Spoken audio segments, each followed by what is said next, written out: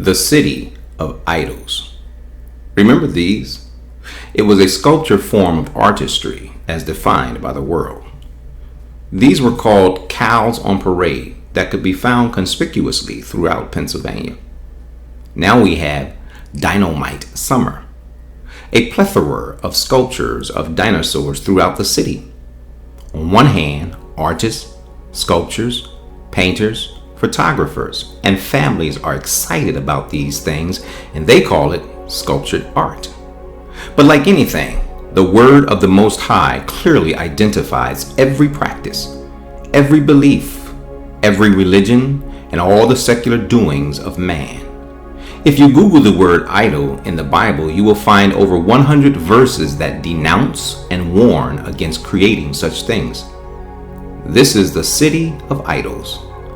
There are many indicators of the end of man's system of governing. Here are just a few. The law that sanctions the lifestyle of homosexuality and lesbianism, and they call it diversity or sexual orientation.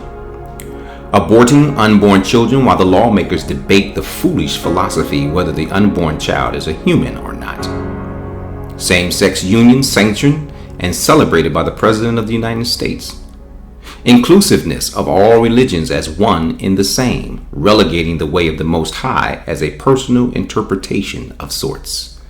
And finally, for this post, erecting and worshiping idols of the land, all of which these things are denounced and warned against in the scriptures and declared to be ungodly. The Hebrew prophets, Messiah, and the holy apostles all spoke against idols. What then is your stance? Of the over 100 verses in the Bible that speak against idolatry, this perhaps is one of the clearest there is.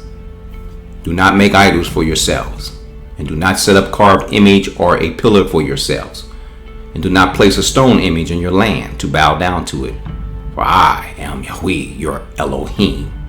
Leviticus 26:1. 3 times the word of the Most High is clear.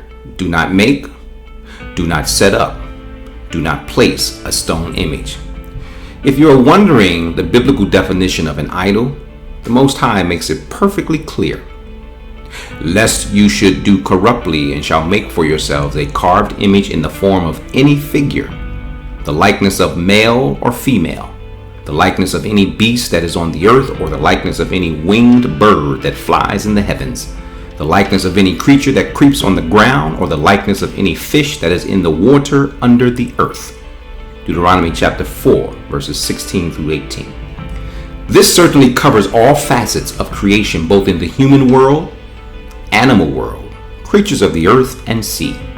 For the doubting Thomases, who would say, yeah, but that's all Old Testament, that human reasoning usually comes forth from the mouth of Christians who generally do not know the depth of the truth of Elohim. Therefore, for the seekers of truth, read these verses from the New Testament. Acts chapter 15, verse 20. Abstain from pollutions of idols. Romans chapter 2, verse 22. That thou abhorrest idols. 1 Corinthians 8:4. We know that an idol is nothing. 2 Corinthians 6:16. What? Hath the temple of God with idols? 1 Thessalonians 1:9. How ye turn to God from idols. 1 John 5:21. Little children, keep yourselves from idols. Revelation 9:20. They should not worship devils and idols. Along with 1 Corinthians 5, 6, 10, and Ephesians 5 and 5, and Revelation 2 and 14 and 20, and many more verses in the New Testament that confirm the word of the Most High. The practice of making and worshiping idols is a clear indicator of the end of man's secular, ungodly, sinful, wicked system of governing is on the slippery slope of its demise. This is H.S. Yaakov, his bondservant and watchman. Shalom wa barawak ak wa akwath. Always to the esteem of the Most High, Elohim Yah.